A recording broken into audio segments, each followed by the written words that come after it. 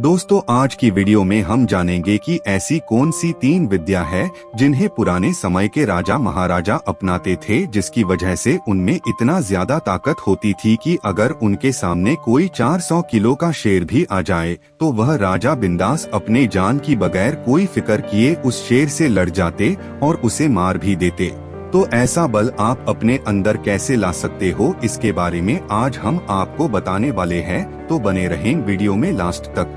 इस वीडियो में हम 3 चीजों के बारे में बात करेंगे। पहला है भोजन यानी हमारा खान पान, दूसरा है हमें सबसे ज्यादा ताकतवर बना देने वाले योग और प्राणायाम, तीसरा है हमारे बिलीफ सिस्टम वजह से कोई भी व्यक्ति राजा या रंक बन जाता है। तो शुरू करते हैं। देखो दोस्तों, हम दिन भर में जो भी खाते या पीते हैं जरूरी नहीं कि वह शरीर के लिए फायदेमंद ही हो। आयुर्वेद में हर चीज के खाने पीने का समय, मौसम और लोगों की शारीरिक बनावट प्रकृति के अनुसार तय किया गया है। आयुर्वेद के अनुसार क्या और कब खाना चाहिए इसके बारे में भी बताया गया है। आयुर्वेद के अनुसार शरीर के 3 मुख्य तत्व या प्रकृति होती है, वात, पित्त और कफ। शरीर में जब भी इन तत्वों का संतुलन बिगड़ जाता है तो व्यक्ति बीमार हो जाता है। इससे बचने के लिए हमेशा ऐसा खाना खाने की सलाह दी जाती है जो जल्दी पच जाता हो और कई पोषक तत्वों से भरपूर भी हो। इसके साथ ही आयुर्वेद में नियमित रूप से संतुलित आहार लेने पर भी जोर दिया गया है। आयुर्वेद के अनुसार भोजन में 6 रस शामिल होने चाहिए। ये 6 रस हैं मधुर यानी मीठा, लवण यानी नमकीन, अम्ल यानी खट्टा, कटु यानी कड़वा, तिक्त यानी तीखा और कषाय यानी कसैला। शरीर की प्रकृति के अनुसार ही भोजन करना चाहिए, इससे शरीर में पोषक तत्वों का असंतुलन नहीं होता। अब खाने से जुड़ी इन जरूरी बातों का भी रखें ध्यान। सब्जियों को पकाने में अधिक समय न लगाएं, ध्यान रखें सब्जियां न तो ज्यादा पकी हों और न ही कच्ची। दूसरा, चीनी की जगह शहद या गुड़, मैदे की जगह चोकर युक्त आटा और दलिया खाएं। तीसरा, अदरक का एक छोटा सा टुकड़ा हाथ के अंगूठे के नाखून के तीसरे हिस्से के बराबर लें और उसे गरम तवे पर भून लें। इस टुकड़े के ठंडा होने के बाद इस पर थोड़ा सा सेंधा नमक लगाएं। अब इस टुकड़े को खाना खाने से करीब 5 मिनट पहले खा लें, इससे भूख बढ़ती है और पाचन क्रिया सही रहता है। और दोस्तों, हर 2 दिन में कीवी फल का सेवन जरूर करें, क्योंकि कीवी को दुनिया का सबसे ताकतवर फल माना गया है। और मर्दाना ताकत बढ़ाने के लिए खजूर ले और उन्हें खूब देर तक दूध में पकाएं और जब दूध थोड़ा सा गाढ़ा हो जाए तो उसे ठंडा कर लें और इसे ऐसे ही रोजाना पीने से मर्दाना ताकत पर बहुत जल्दी असर दिखने लगेगा।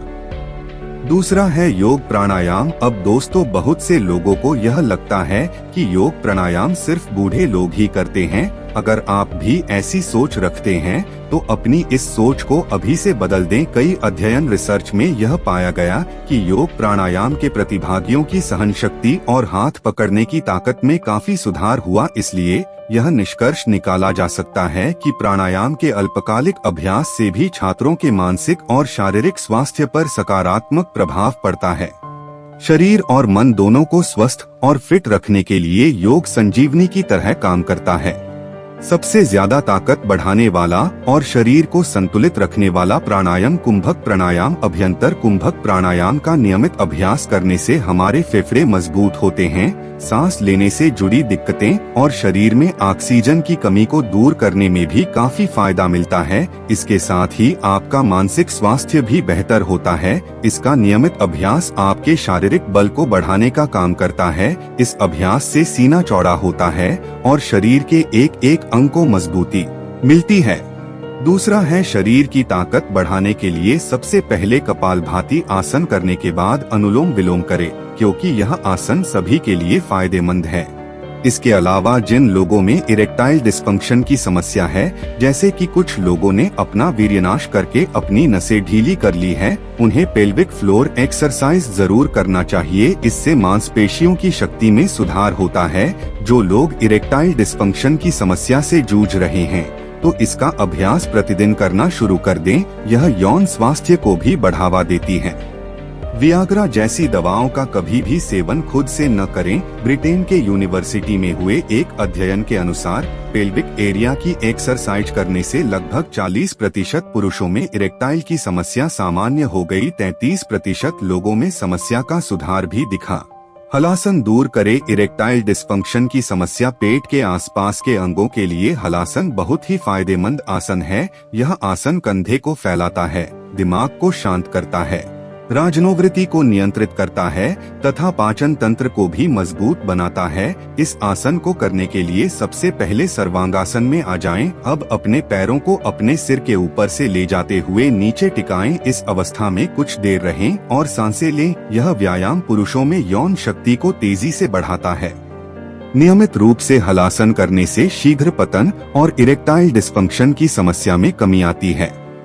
अगर आपको शारीरिक और मानसिक ताकत बढ़ाना है तो सूर्य नमस्कार कीजिए और अनुलोम विलोम 1 से 2 घंटा और 15 मिनट अनुलोम विलोम। जब मानसिक ताकत अच्छी होगी तो सब कुछ अच्छी तरह से होगा। अलग से मर्दाना ताकत के विषय में सोचना ही नहीं पड़ेगा। अगर नियमित रूप से रोज इसका अभ्यास करोगे तो फर्क खुद ही दिखेगा। दूसरी कोई योगासन करने की जरूरत नहीं पड़ेगी। यह मैं अपने पर्सनल एक्सपीरियंस हूँ। मर्दाना ताकत बढ़ाने के लिए सबसे पहले कपालभाति आसन करने के बाद अनुलोम विलोम करें, क्योंकि यह आसान सभी के लिए फायदेमंद है। तीसरा प्राणायाम है भस्त्रिका प्राणायाम। आपके 3 दोषों कफ, वात और पित्त में किसी भी असंतुलन को ठीक करने में सहायता करता है। भस्त्रिका प्राणायाम की तेज सांसें आपकी ऊर्जा के स्तर को बढ़ा सकती है। अब आते हैं तीसरी विद्या पर। यह सबसे जरूरी है, आपका मेंटली तौर पर मजबूत होना। तीसरी विद्या जिसे सभी एटीट्यूड कहते हैं, यानी बिलीव सिस्टम। इंसान अपने प्रति जैसी सोच रखता है वह एक दिन कड़े अभ्यास से वैसे ही बन जाते हैं। ज्यादातर लोग शारीरिक रूप से मजबूत तो होते हैं लेकिन मानसिक रूप से मजबूत नहीं होते हैं। मानसिक रूप से कमजोर इंसान कोई भी काम अच्छे से नहीं कर पाता है। इसलिए अपना एटीट्यूड, अपनी सोच हमेशा एक लीडर की तरह रखें, क्योंकि एक लीडर की डिसीजन मेकिंग स्ट्रांग होती है।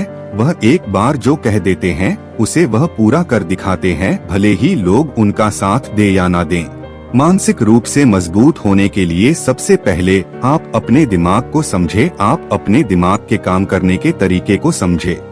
सेकेंड है अपनी फीलिंग को कंट्रोल करें। मेंटली स्ट्रांग होने के लिए आप अपनी फीलिंग को कंट्रोल करें। अक्सर ऐसा देखने को मिलता है कि बहुत से लोग अपनी फीलिंग को कंट्रोल ही नहीं कर पाते हैं, फिर वह इमोशन में आकर कुछ ऐसा कर जाते हैं जिससे उन्हें आगे जाकर खुद पर पछतावा होता है। ऐसे लोग थोड़ी सी बात में खुश हो जाते हैं और थोड़ी सी बात में ही नाराज या गुस्सा हो जाते हैं। ऐसा होने पर आपका मेंटली स्ट्रांग न होने की पहचान होती है।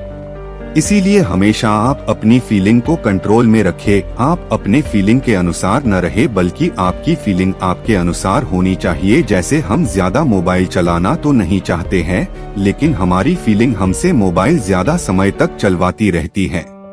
इसके लिए पहले अपनी सोच को कंट्रोल करें। फीलिंग के साथ ही अपनी सोच को अपने कंट्रोल में करना भी जरूरी होता है, क्योंकि जो इंसान अपनी सोच को अपने कंट्रोल में नहीं कर पाता है वह इंसान मानसिक रूप से मजबूत नहीं होता है। मानसिक रूप से मजबूत इंसान अपनी सोच को अपने कंट्रोल में रखता है। जैसे जब आप कोई काम करते हैं और आपके काम करते समय आपके दिमाग में तरह तरह के विचार आते हैं, तो आपको उसे कंट्रोल और खत्म करना आना चाहिए, तभी आप मानसिक रूप से मजबूत बन सकते हैं। कंट्रोल के बाहर वाली चीज को कंट्रोल करने की कोशिश न करें। हमारे हाथ में हर एक चीज का कंट्रोल नहीं होता है। इस दुनिया में कोई भी ऐसा इंसान नहीं है जिसके कंट्रोल में सब कुछ हो। इस बात को एक मानसिक रूप से मजबूत इंसान समझता है, इसलिए ही वह हर चीज को कंट्रोल नहीं करना चाहता है और न ही उसके बारे में ज्यादा कुछ सोचता है। वही एक मानसिक रूप से कमजोर इंसान बस उस चीजों के बारे में ज्यादा सोचता है जिसको वह कंट्रोल नहीं कर सकता है। जैसे बारिश होना, सड़क पर जाम लगना, दूसरे किसी का विचार बदलना आदि शामिल है।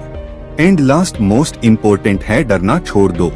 डर इंसान को मानसिक रूप से कमजोर बनाता है। एक मानसिक रूप से मजबूत इंसान कभी भी किसी भी चीज से नहीं डरता है, वह हर एक चीज का सामना करना सीखता है। वहीं मानसिक रूप से कमजोर इंसान हर एक काम और चीज से डरता है, जैसे बिजनेस करने में, कोई परीक्षा देने में, किसी से बात करने में, कुछ नया करने में। इसीलिए दोस्तों, डरना छोड़ दो, बस यही सोचो ज्यादा से ज्यादा क्या हो जाएगा। इसके लिए बेहतर है आप अपनी दिनचर्या और आहार को संतुलित रखें। नित्य व्यायाम, प्राणायाम, दंड बैठक, पुश अप्स करें। मानसिक तनाव न लें और किसी भी प्रकार के नशे से दूर रहें। तो दोस्तों, वीडियो अच्छी लगी हो तो वीडियो को लाइक करें और इसी तरह हमारे साथ जुड़े रहने के लिए हमारे चैनल को सब्सक्राइब करना ना भूलें।